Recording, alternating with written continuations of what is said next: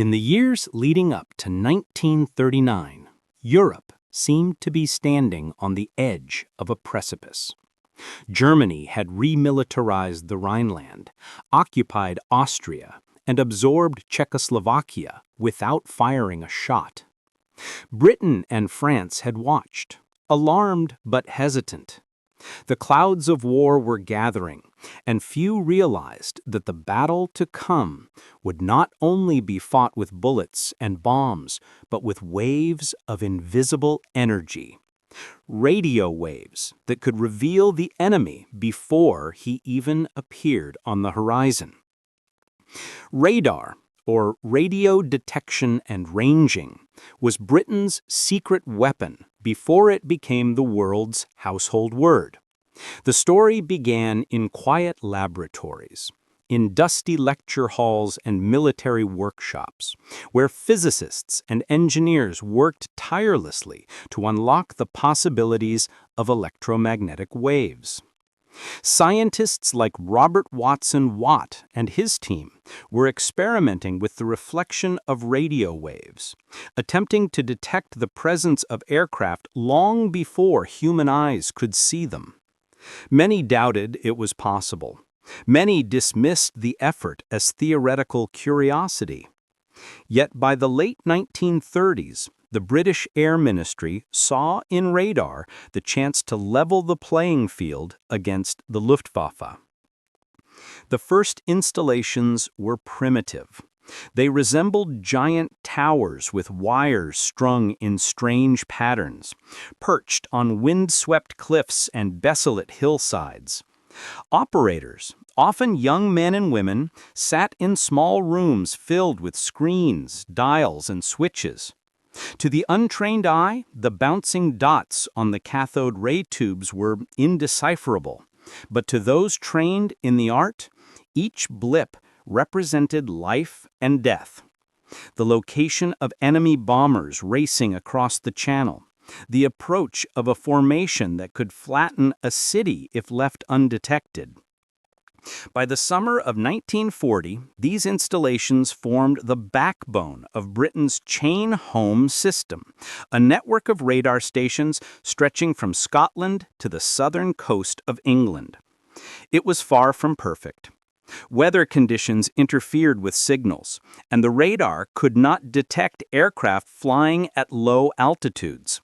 Yet it gave Britain a crucial edge: warning. Air raid sirens could sound in towns and cities minutes before bombs fell. Fighter squadrons could be scrambled in time to intercept, and the RAF could fight smarter rather than merely harder.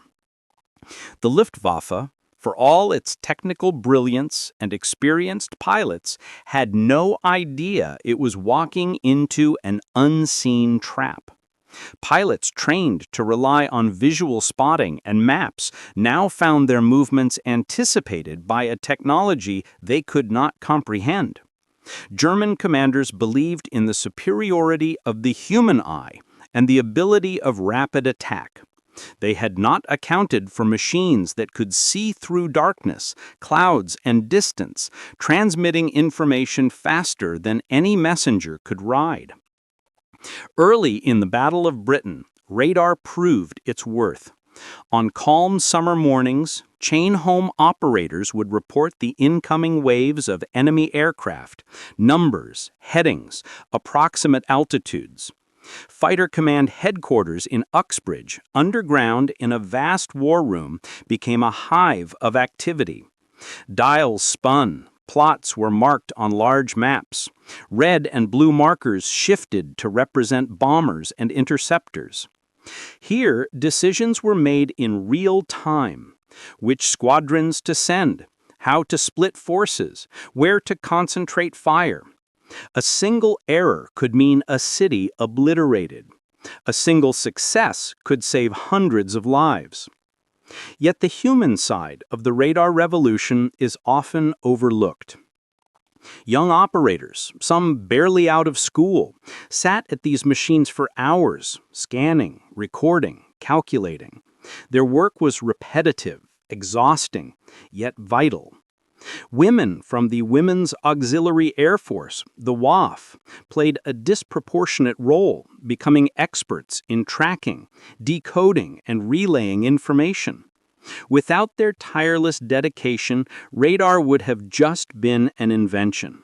With them, it became a weapon. As August 1940 approached, the Luftwaffe intensified its attacks. The German High Command believed that knocking out Britain's airfields would be simple. Bomb the airstrips, destroy the planes, and the RAF would be grounded.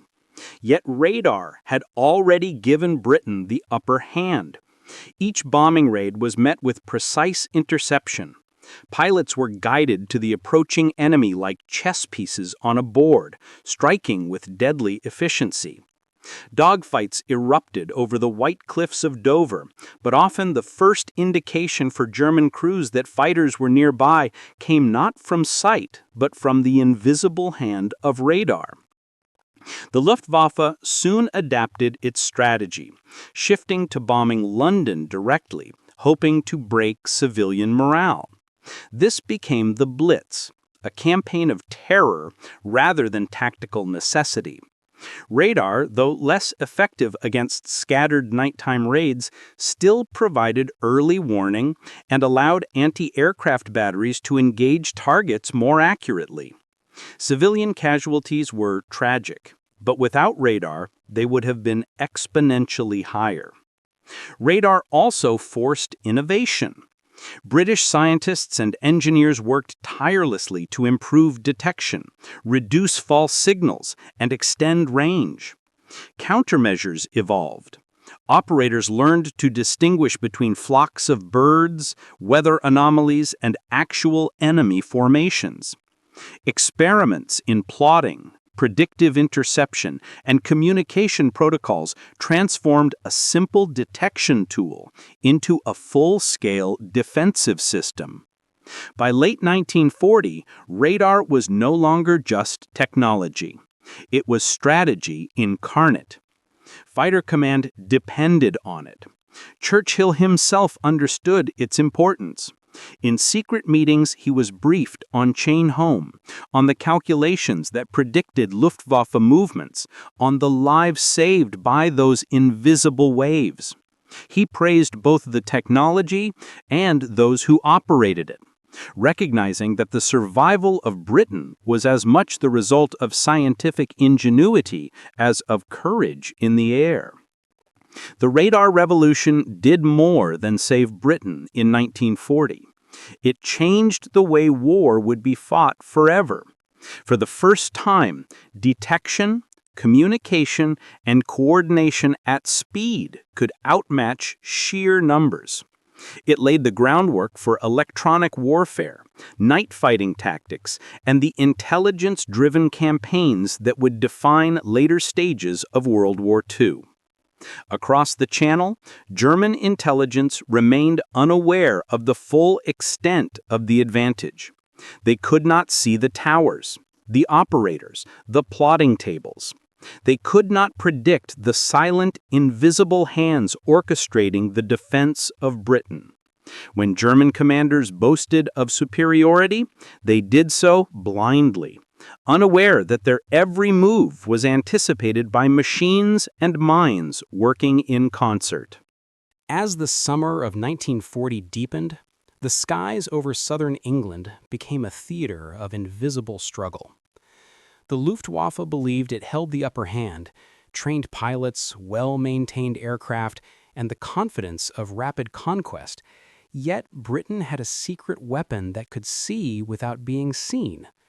The chain-home radar network, a system of towers and antennas stretching along the coast, was quietly guiding the RAF with unprecedented precision.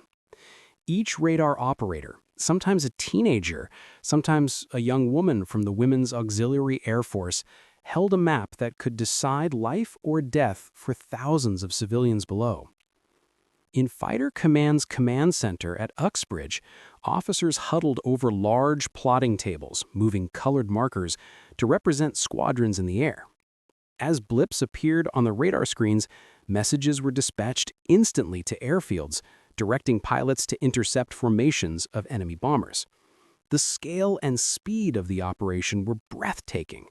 While German planners relied on visual reconnaissance and assumptions, British operators converted invisible waves into actionable intelligence, turning uncertainty into a tactical advantage. The early days of the Battle of Britain demonstrated just how revolutionary this was. Fighter squadrons often scrambled within minutes of a radar alert, catching German bombers before they could reach their targets. On some mornings, entire Luftwaffe formations were diverted, confused, or decimated without knowing how their approach had been anticipated.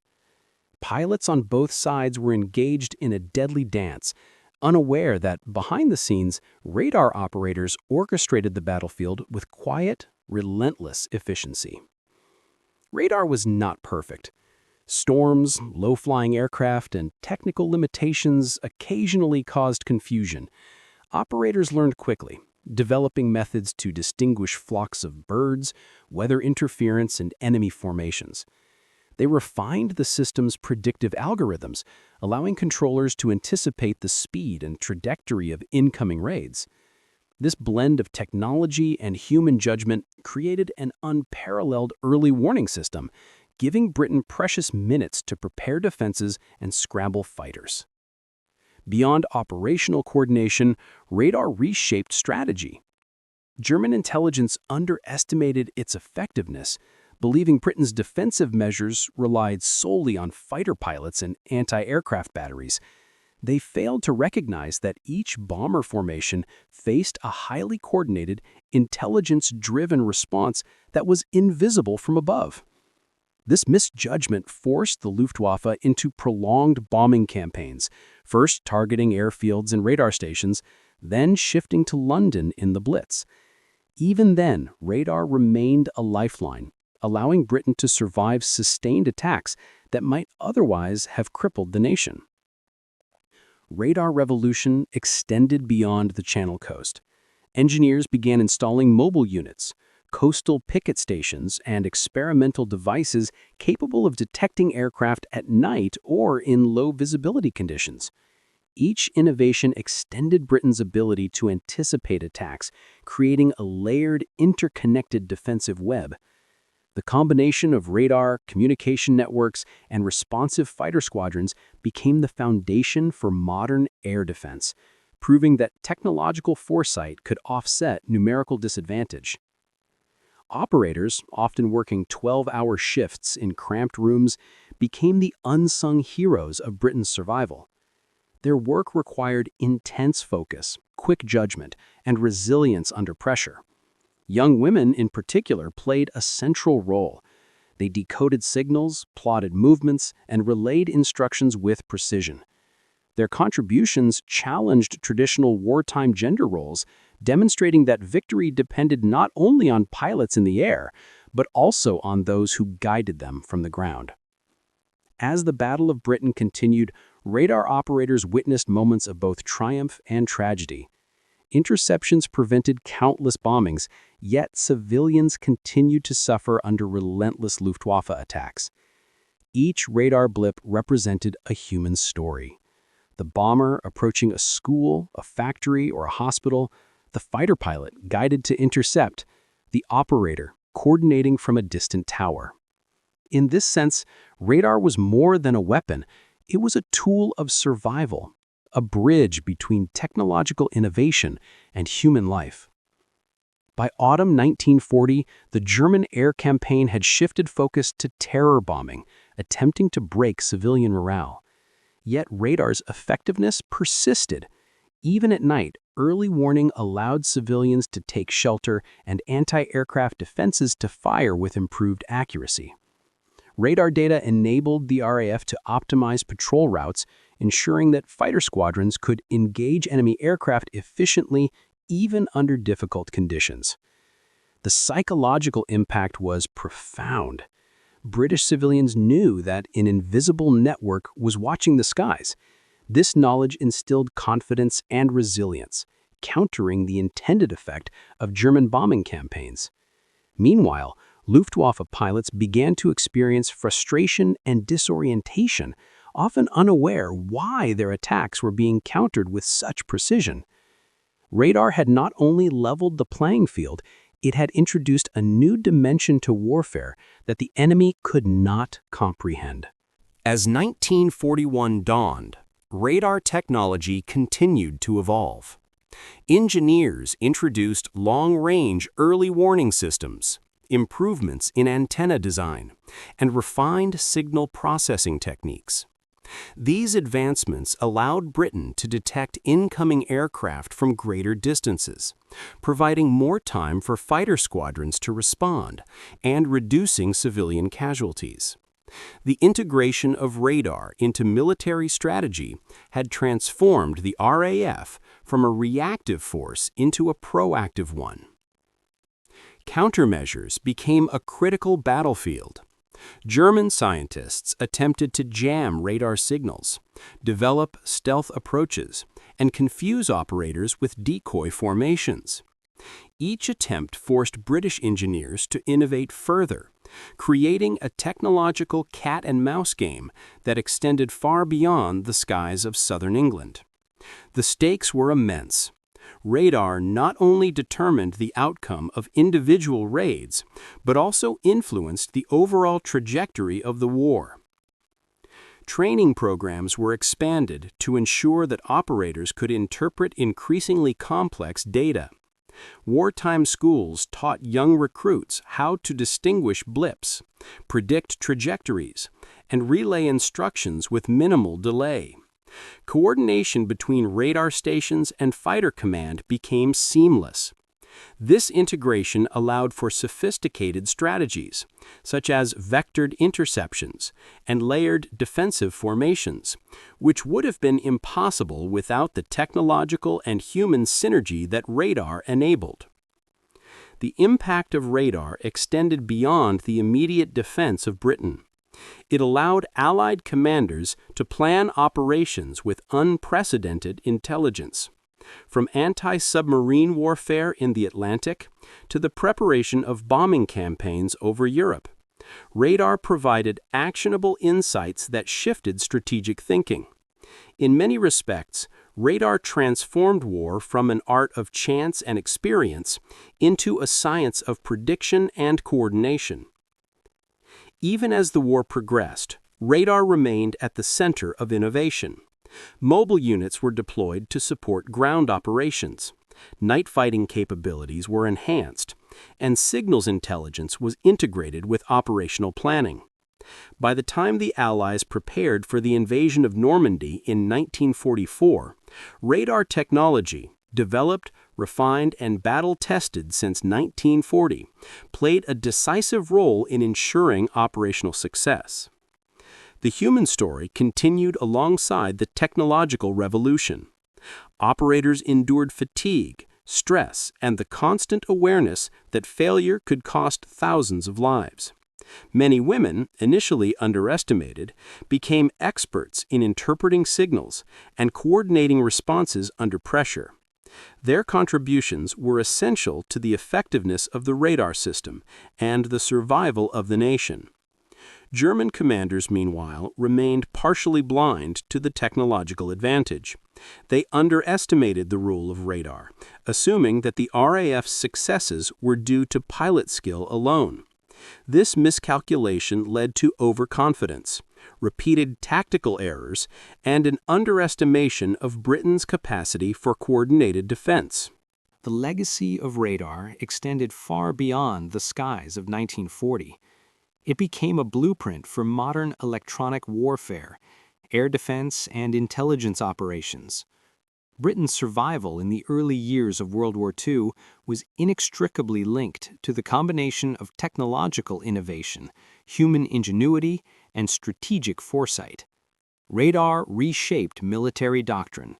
The success of Chain Home demonstrated that control of information and early detection could outweigh numerical superiority.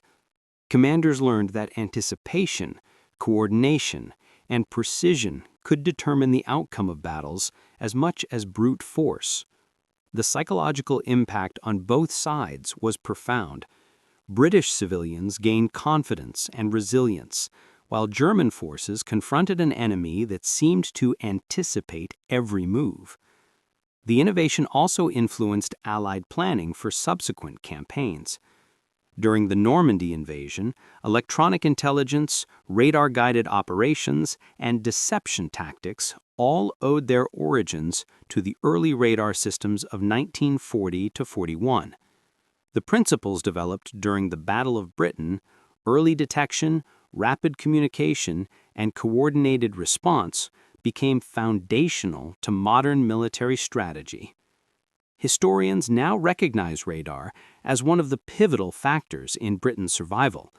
It was not a weapon in the traditional sense. It could not shoot down aircraft directly, but it provided situational awareness, strategic insight, and operational coordination, transforming the RAF into a force capable of defeating a technologically formidable adversary. The human stories endure as well.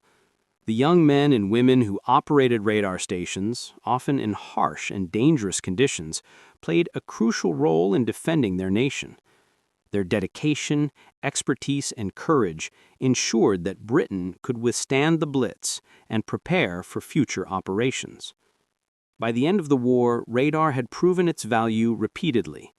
It had shifted the balance of power in the Battle of Britain, provided the Allies with a strategic edge, and laid the groundwork for modern warfare in which information and technology are as decisive as soldiers and weapons. Operation Sea Lion may have been the invasion that never happened, but radar was the revolution that Britain could see, and it changed the war forever.